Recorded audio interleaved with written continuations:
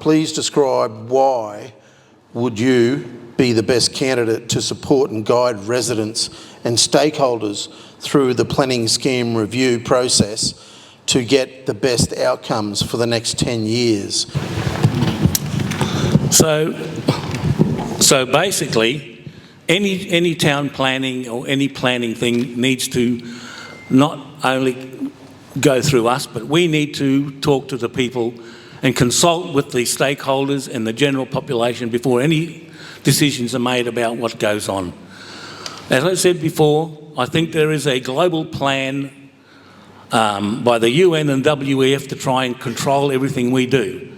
And if I have to die doing it, I will push to stop this sort of garbage going on and controlling us like puppets. We are not puppets of the global elites, the WEF or the UN. We are our own people. And so I'll be fighting for everyone here in my division and the Sunshine Coast so that our voice is heard and we are not going to be controlled by the elites. If we're going to fix the things that need to be done in the hinterland where we feel that we've been left behind, they're going to have to be on the 10-year plan, because it can't be done just through, like David's done a great job with the money he's had, but it has to come from the 10-year plan. And I would want to encourage all of us to be invested in that. And part of that would be to hold consultative meetings to really be able to find out what are the key things that we need to see, particularly in Nambour, that we want to work on and be able to put forward as a project. Part of that is we're in the same space, but we may have different mandates. And one of the things that I've been able to do as an Army Reserve officer is actually be able to get the people together to come to a consensus where they can have one view moving forward. And I think there'll be a number of things that we'll have. Obviously in Division 10 it'll be across the different areas, but we need to be invested in that, because if we're not, there'll be other divisions that will fight for their share of that stake. Thank you, Peter. And just to come back to clarify that this is about the planning scheme and the new planning scheme. So the review of the planning scheme was decided very early in this term of council, when I started in 2020, that the council would undertake a full review of the planning scheme. You may remember, some of you, that there was a consultation period with the community about 18 months to 2 years ago.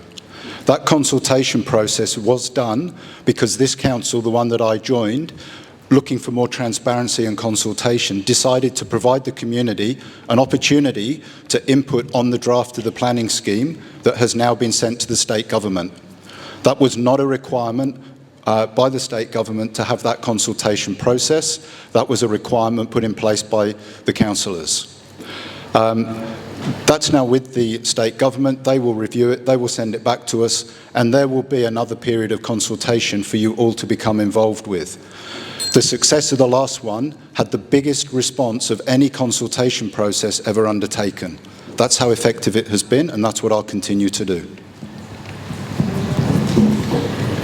Yeah, as David said, the planning scheme was actually a very consultative process. I was involved indirectly through this with the Sunshine Coast Environment Council, and I can attest to what David says was correct.